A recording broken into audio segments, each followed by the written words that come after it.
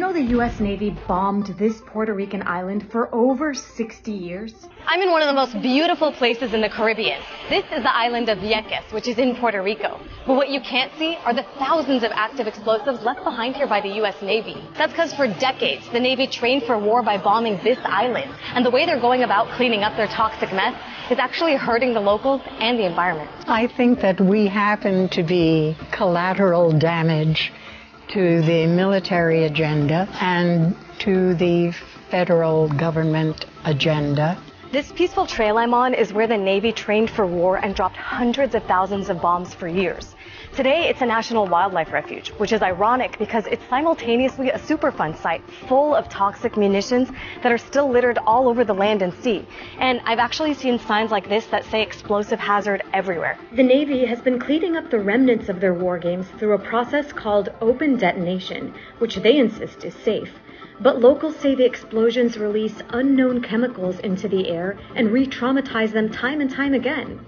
Yo recuerdo las bombas nos pasaban por encima, los cañones nos pasaban por encima. You can find large munitions like 2,000-pound bombs and munitions as small as 20 millimeters. This is Daniel Rodriguez. He's the EPA project manager on Vieques.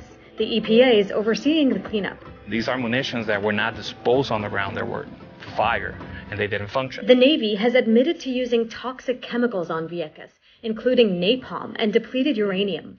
The EPA listed over a dozen contaminants here. Hardly any studies have been carried out to examine the military's impact on public health. The Navy consistently points to one controversial government study that concluded there's no negative impact. But independent scientists, researchers, and locals have seriously questioned the findings.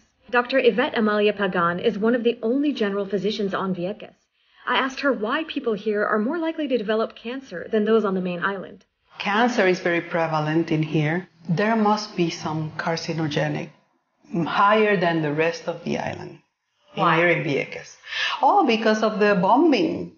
So if you live in Vieques, there's a higher chance that you have cancer. If you have cancer, you cannot get treatment here, and you have to go to the main island, and going to the main island in and of itself is a big hardship. That feels like a hopeless situation. Yes, that's why most of them move. They find another place to live. Mirna Pagan and Ismael Guadalupe have spent decades trying to kick out the Navy. Now they're fighting for their health. I am a cancer survivor. However, in my family, my husband passed away. That was a total metastasized cancer. And his problem then with the heavy metals was arsenic and uranium. And I had uranium also. Ismael was one of over 200 Vieques residents who were tested for mercury, aluminum, cadmium, lead, and arsenic exposure, all present in high explosives. Except for arsenic, 33% of those tested had higher levels than the EPA considers safe. These are your medical records from 2000 when the Navy was still here, and your hair sample showed levels of mercury. Yeah. What do you think that was from? From the Navy. The rates of cancer, hypertension, and other serious illnesses on Vieques are high.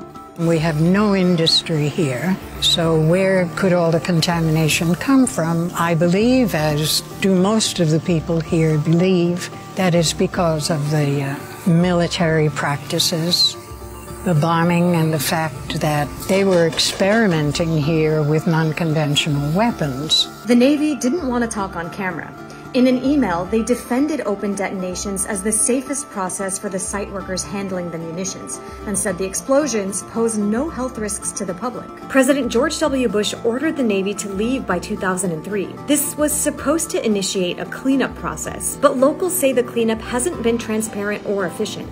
The U.S. Department of Defense estimates that the cleanup will continue through 2032 and cost nearly $800 million. Nuestras 4 demandas eran de militarización, de contaminación, devolución y desarrollo de Vieques. And how many of those have been met so far? None. Zero. Ya Mirna te contestó, ninguna. Yeah, no.